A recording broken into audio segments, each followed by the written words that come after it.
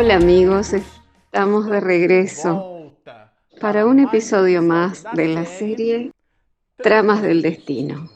Este es el episodio número 26.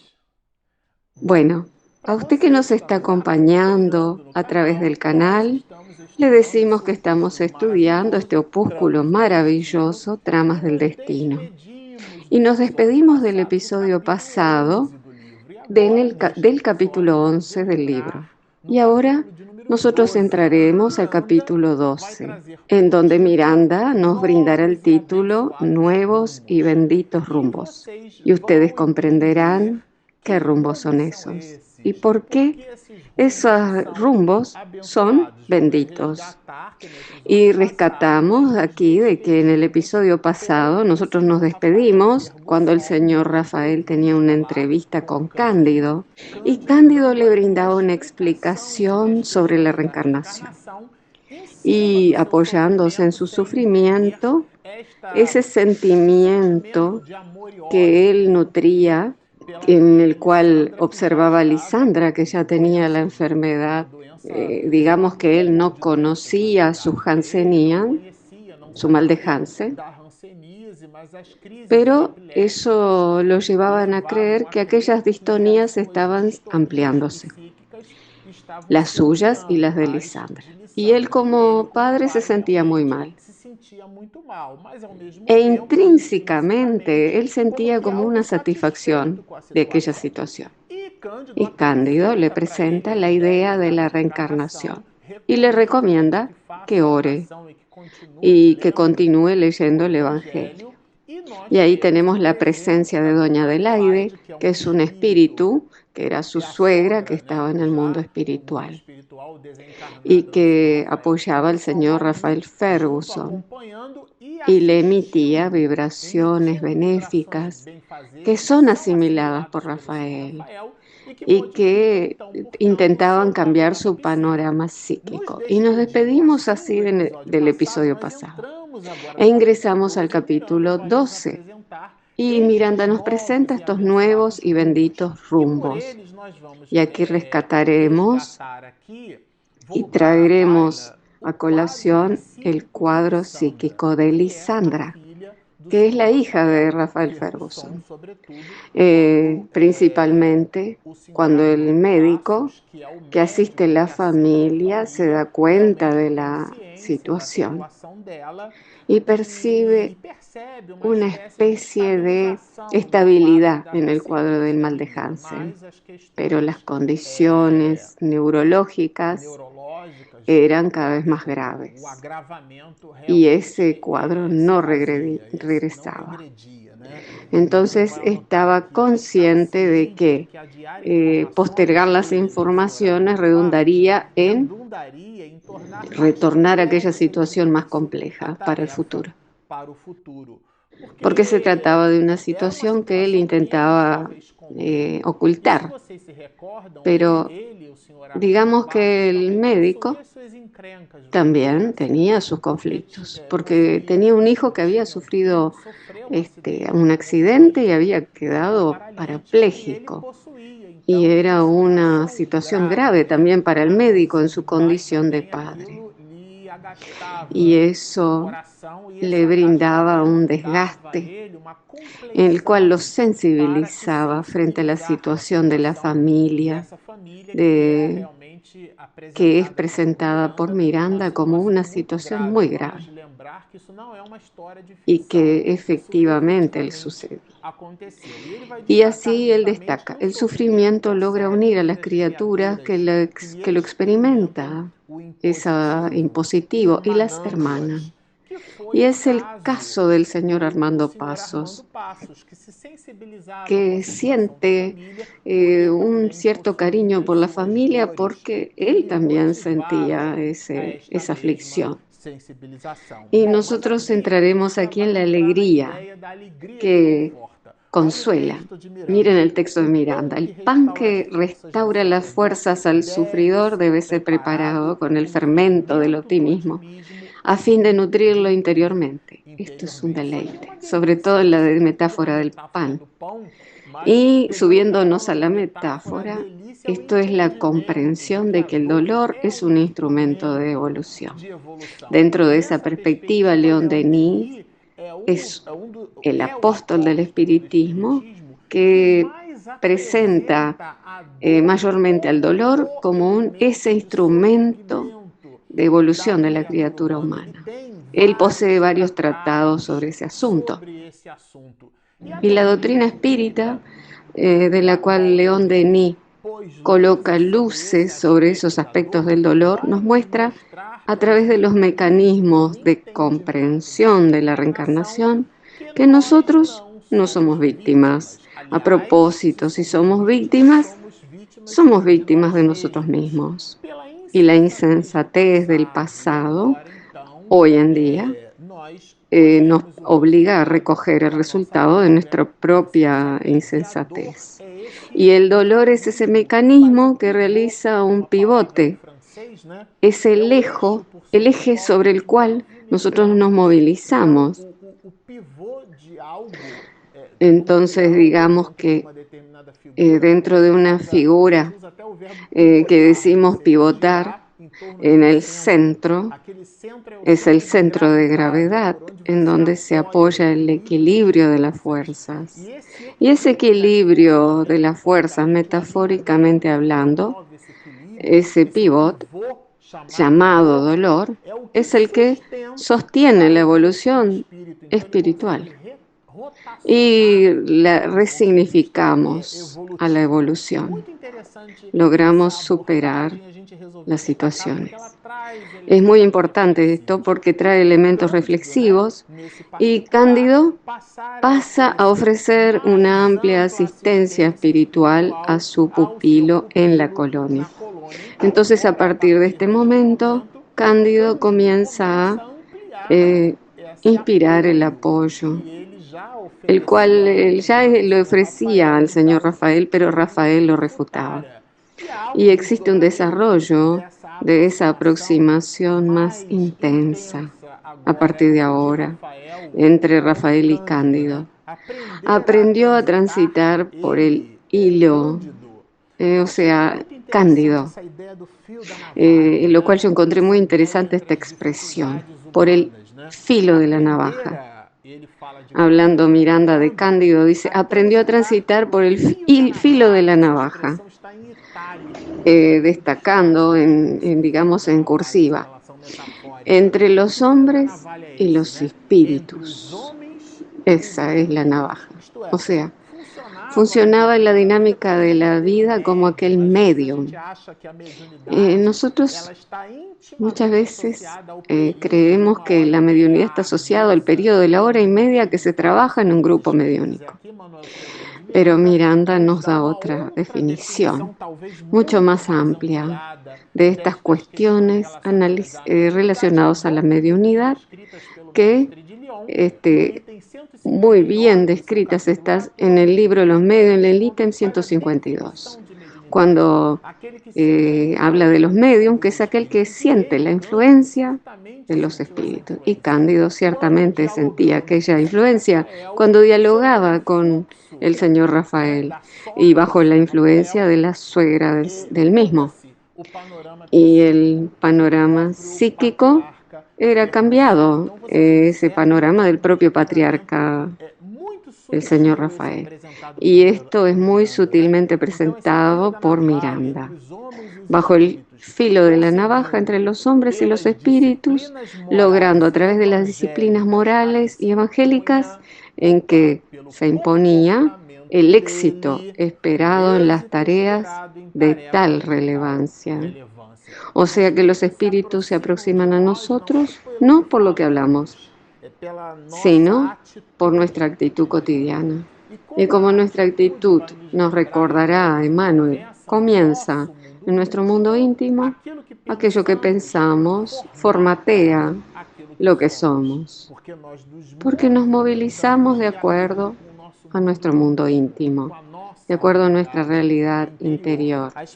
Las personas que nutren la tristeza poseen una expresión volcada a lo que denuncia su estado íntimo. Aquellos que vive en el optimismo,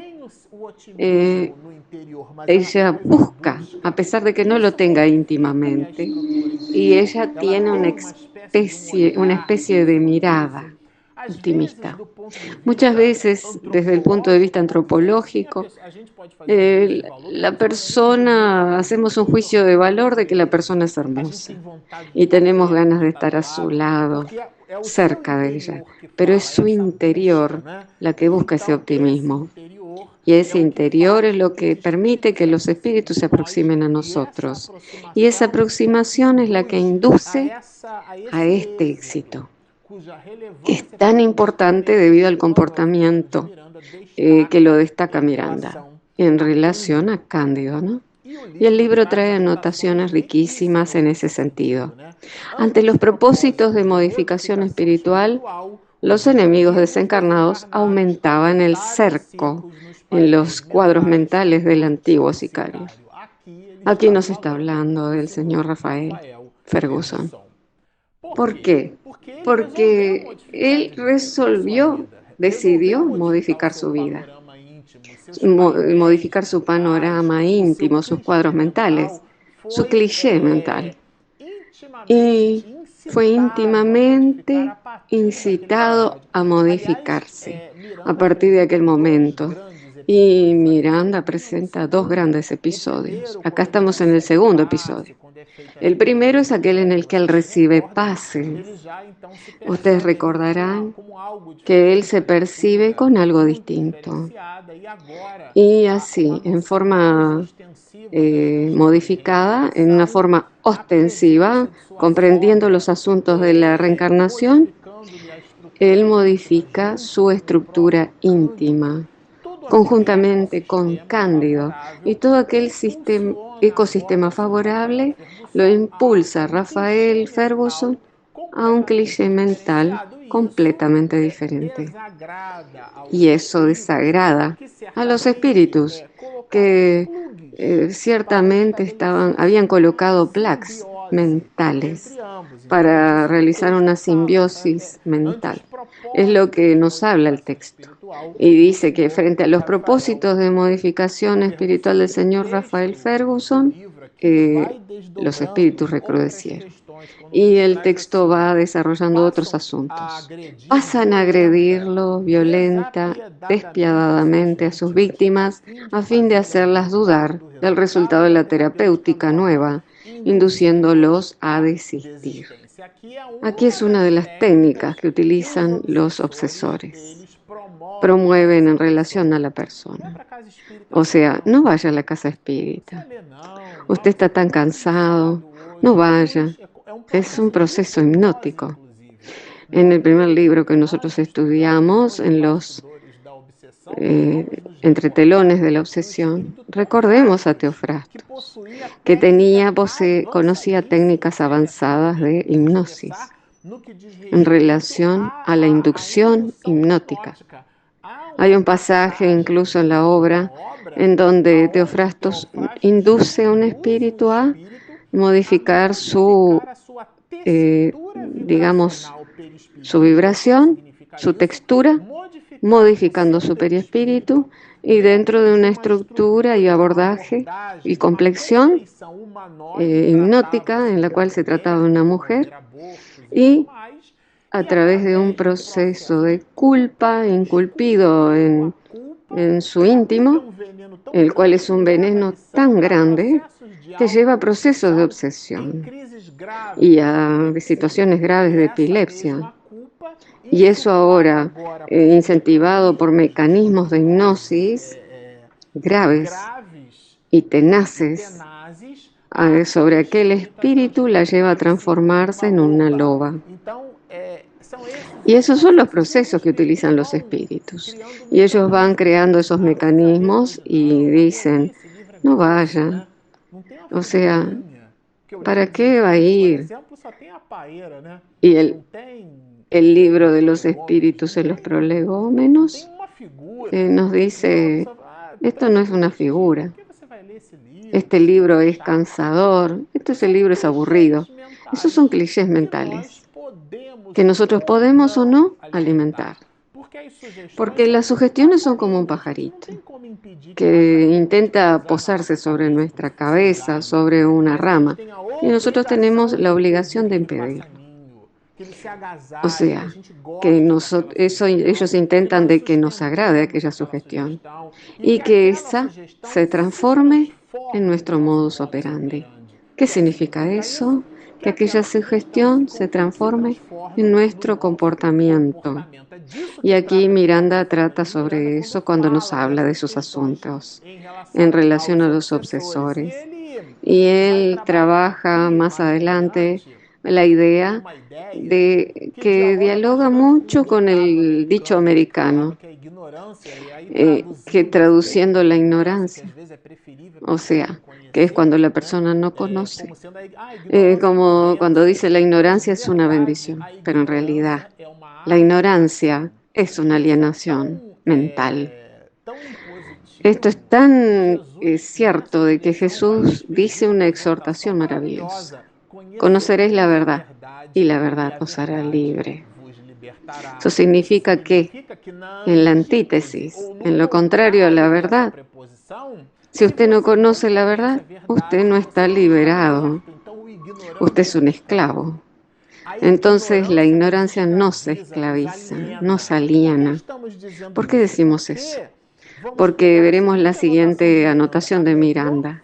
La mejor forma de esclavizar a alguien es aún mantenerlo, maniatarlo a la ignorancia, o sea, producir esa alienación. Entonces, cuando promovemos un espacio en nosotros para la lectura edificante, para una conversación agradable, para un estudio, para la meditación, nosotros estamos ejercitando poderes del espíritu, nuestros propios poderes, que son esenciales para nuestra transformación intelecto-moral, tanto en el aspecto cognitivo como en el aspecto sentimental, que deben dialogar con nuestras cuestiones racionales. Porque en la Edad Media nosotros matábamos en nombre de una causa, como siguiendo a la divinidad. Era una cosa totalmente paradoxal. Produciendo esos mecanismos paradoxales, nosotros, para eliminarlos, necesitamos el estudio, que es muy importante. Y continuemos en la obra. Miranda trabajará esos elementos. Esas técnicas también invisten simultáneamente contra los que les extienden las manos amigas, provocando la irrupción de problemas en el hogar. Opa, esto es mucha atención, porque yo tengo un amigo, como un padre espiritual, que él nos decía, si nosotros no logramos cerrar una puerta, entonces no la abra.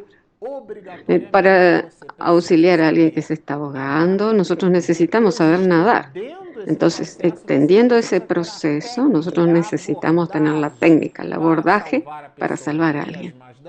Porque muchas veces nosotros, ella puede intentar agarrarse a nosotros para intentar salvarse y ahogarnos. Entonces, intentando salvarse, ella lo ahoga. Necesitamos tener un abordaje para salvar a alguna persona. Y esto es lo que nos habla el texto.